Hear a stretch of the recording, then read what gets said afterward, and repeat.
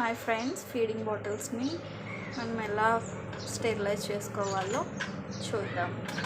First ఇవన్నీ separate చేసుకొని baby essentials అన్నిటిని మనం డ్రాప్స్ వేస్తాం కదా, droppers, breast feed, milk storage bottles, అలాగే ఫీడింగ్ బాటిల్స్ అన్నీ తీసుకొని నిప్పుల్స్ అన్నీ ఇట్లా ఇంట్లో వేసుకోవాలి.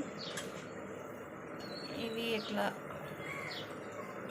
డ్రాపర్ని ఇలా క్లీన్ చేసుకోవాలి హాట్ వాటర్తో. ఇలా స్టెరిలైజ్ చేసుకుంటే బేబీ మౌత్కి ఇలా పెట్టుకుంటారు కదా డ్రాప్స్, అవి వేసినప్పుడు ఏదైనా బ్యాక్టీరియా గట్టా ఉంటే మనకి ఇట్లా క్లీన్ అవుతుంది అన్నమాట.